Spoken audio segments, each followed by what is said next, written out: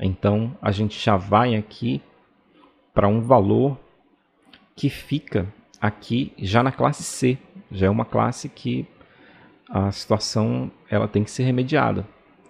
Quando a gente vai para o ponto 1A, a gente vê que o nível é baixo, ou seja, é algum defeito que se manifesta apenas na direção radial.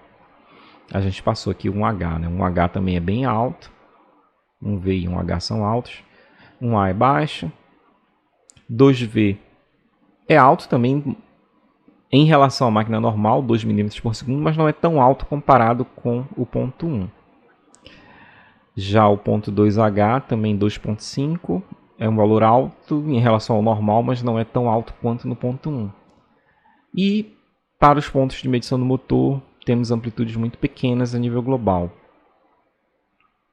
Então, a gente precisa se preocupar em analisar o espectro nos pontos 1 e 2, em especial no ponto 1, que é o ponto que tem as maiores amplitudes. Daí, ao analisar esse espectro, a gente verifica que essas frequências características aqui, essa repetição, né, de múltiplos aqui de frequências que começam baixas, começam relativamente altas até, e vão aqui aumentando cada vez mais, é típico, como a gente viu na teoria, de vibração de mancal de rolamento. Se a gente diminuir o zoom aqui, a gente vai verificar que a primeira dessas frequências, então a gente verifica que essa frequência ela é um pouco menos aqui de 260 Hz. E quando a gente compara com as frequências características, a gente verifica que a frequência associada com ela é esse 255 Hz. Se a gente for aqui fazer uma análise aproximada desses intervalos, a gente vai verificar que esse pico aqui ele está em 255 Hz. Então a gente chega à conclusão com isso que esse defeito ele é um defeito associado ao mancal A da bomba, mais especificamente na pista interna do mancal A da bomba, que é exatamente essa frequência BPFI. E quando a gente analisa isso aqui com uma faixa maior de frequência, a gente vê que a gente tem as harmônicas aqui, né, os múltiplos.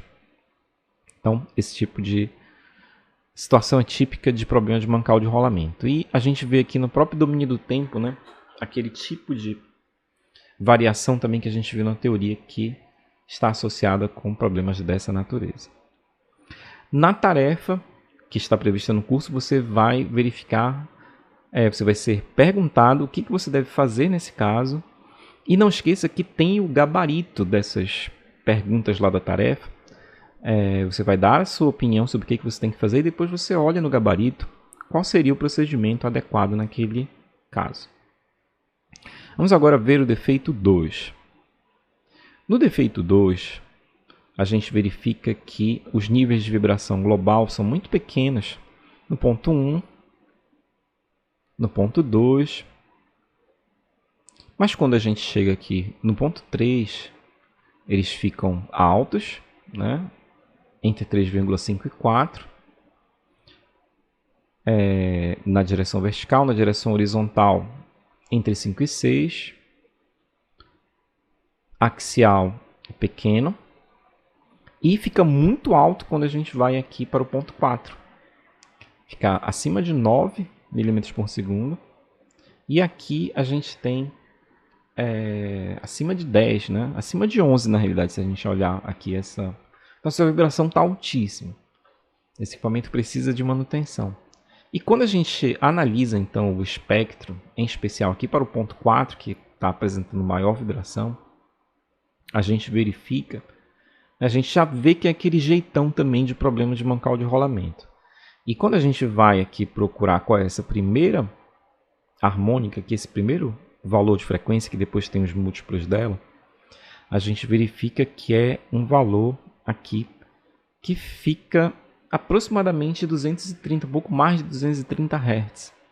E quando a gente analisa as frequências, né, aí já é do mancal do motor, a gente verifica que existe uma frequência de 231 Hz associada com a pista externa do motor. Então a gente pode concluir que o problema do defeito 2 é o problema do mancal aqui, que é o mancal B do motor.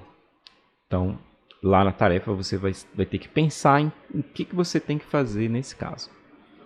Vamos agora ao defeito 3.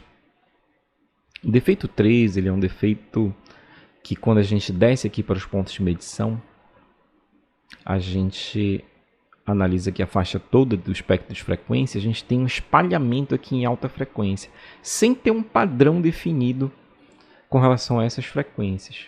Então isso acontece no ponto 1 vertical, no ponto 1 horizontal, no ponto 1 axial, né? A gente vê valores muito altos aqui a nível global. No ponto 2 também valores bastante altos, bastante elevados. Já no ponto 3 a gente tem valores pequenos, ou seja, é um problema na bomba. Ponto 4 também valores pequenos de vibração global. Então, quando a gente analisa esse espectro é característico de um problema de cavitação. E a gente então chega à conclusão que a gente tem um problema de cavitação nessa bomba. E aí você vai ter que tomar medidas para remediar esse problema. Vamos agora ao defeito 4. Nesse defeito 4, a gente tem um problema que não se manifesta na bomba, né? Os pontos 1 aqui, vibração muito baixa de nível global. Ponto 2 também. 3, 4... Aí 3 e 4, essa vibração aqui ela já começa a ser alta. Então é algum problema associado com o motor. Então a gente vai analisar ele. Esse problema ele é, né, igualmente alto aqui, tanto nos pontos 3 vertical e horizontal, quanto no ponto 4 vertical e horizontal. Mas até um pouquinho no ponto 3. Quando a gente analisa esse espectro, a gente vê uma frequência aqui bem pronunciada, que ela é aqui um pouco entre 1264 e 1343, aproximadamente aqui 1280. Quando a gente olha as frequências características, a gente vê que a frequência de passagem das barras ela é exatamente esse valor de 1283 Hz. Então a gente tem aqui um problema com essa frequência de passagem das barras.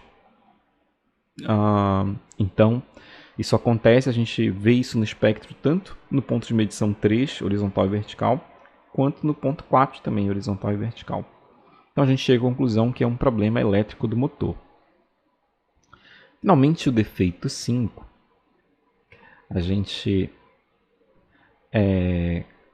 quando analisa aqui os pontos de medição na bomba, a gente vê também amplitudes de vibração bastante baixas.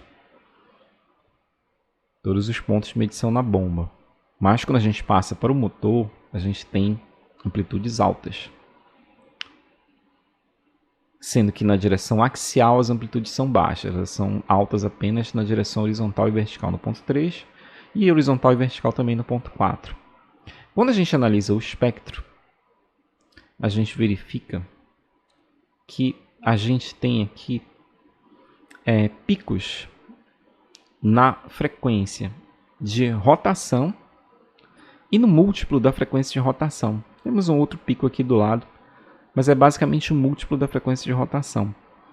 E a gente tem, nesse caso, um problema de desbalanceamento desse eixo do motor. Então, basicamente, dessa maneira a gente tem um apanhado geral dos problemas que você terá que analisar nessas atividades de laboratório. É isso aí, até a próxima!